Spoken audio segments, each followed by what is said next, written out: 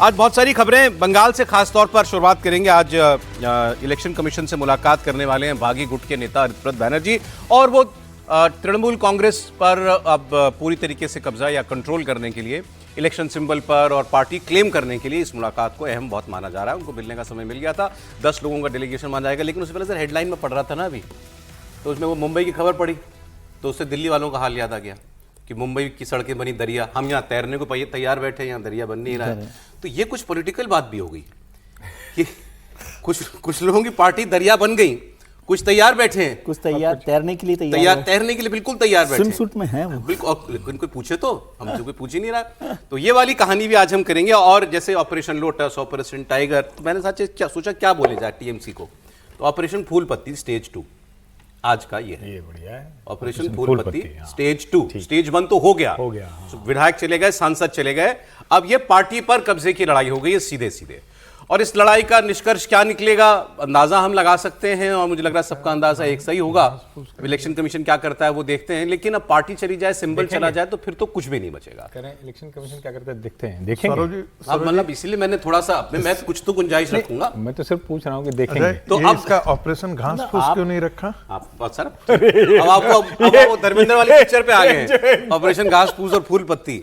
ठीक है, कह रहे नहीं। ऋतुव्रत बैनर्जी दिल्ली आए और उन्होंने कहा कि अब हम मुलाकात करेंगे, और वो हम पूरी तैयारी करके आ रहे हैं कि इलेक्शन कमीशन ऐसे केसेस में, इसकी जो सबसे ताज़ा नज़ीर है, उदाहरण है, वो महाराष्ट्र का ही है, क्योंकि शिवसेना और एनसीपी का स्प्लिट जैसे हुआ था, तो वो पूरा उन्होंने अपना केस उसके आधार पर बनाया होगा कि क्या क्या चीज़ें डिमांड करता है इलेक्शन कमीशन, सांसद। और ये तो क्योंकि अब तो सांसद भी उनके नहीं है ना, सांसद तो वहाँ एनसीपीआई में चले गए हैं, तो इनके पास विधायक हैं, फिर इनके पास कितनी कमिटियों में अपने लोग हैं, कितनी लोकल बॉडी में अपने लोग हैं, ये सारा ये कुछ पेपर वर्क करके उन्होंने कहा हम पहले दे भी चुके हैं, हम लेकर के भी आए हैं।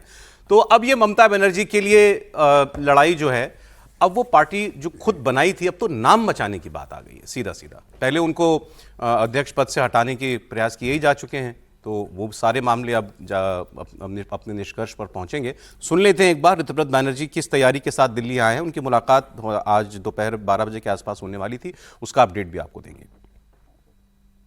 ऑल इंडिया तृणमूल कांग्रेस है, मेजॉरिटी 2/3 से भी ज्यादा majority MLAs are with us, corporators are with us, municipality का जो काउंसिलर्स है हम लोगों के साथ है, जिला परिषद का मेंबर, जिला परिषद का अध्यक्ष, ये लोग हमारे साथ है।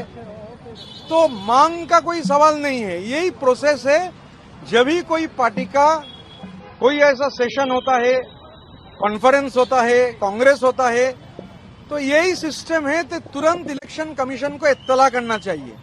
तो 22 तारीख हम लोग मिले, 23 तारीख ही हम लोग यहाँ हमारा रिप्रेजेंटेशन भेज के जमा किए थे हमारा चिट्ठी, और तभी ये उन लोगों से गुजारिश किए थे कि पूरी बेंच अगर हम लोगों को एक अपॉइंटमेंट देगा बहुत बढ़िया होगा। तो हम लोग शुक्रगुजार है, पूरी बेंच हम लोगों से मिले हैं, और मिलने के बाद हम लोग अपना बात रखे हैं, और उम्मीद करते हैं जल्द से जल्द election commission, they have said they will examine and will get back to us. तो अब इसमें मामला क्योंकि थोड़ा टेक्निकल भी है, उन्होंने बताया म्यूनसिपैलिटी से लेकर के जिला परिषद से लेकर के क्या क्या लोग हमारे साथ हैं ये हम बताएंगे। उन्होंने कहा और मांगना क्या, हम हैं पार्टी, जब 2/3 हम हैं तो हम ही हैं असली। लेकिन पुराने उदाहरण जो है वो क्या बताते हैं, ऐसे केसेस में कैसे फैसला होता है त्रिपाठी जी? नहीं देखिए, अभी तक की जो स्थिति है उसमें कोई कन्फ्यूजन नहीं होना चाहिए। बड़ी आसानी से ये जो टूटा हुआ गुट है, या कहें कि टूटा हुआ क्यों कहें, वो अपना बनाया हुआ गुट मान लीजिए, तो वो बनाए हुए गुट के साथ ही पार्टी बनती दिख रही है। कोई अगर इसमें कोई ऐसा कुछ टेक्निकल पेच हो जो ममता बनर्जी और उनकी पार्टी खोज पाए, अभिषेक बनर्जी, तो अलग बात है। नहीं तो मुश्किल क्या है ना कि दोनों ही चीजें हैं। एक तो उनकी पार्टी के ढेर सारे पदाधिकारी भी टूट कर इधर आ गए।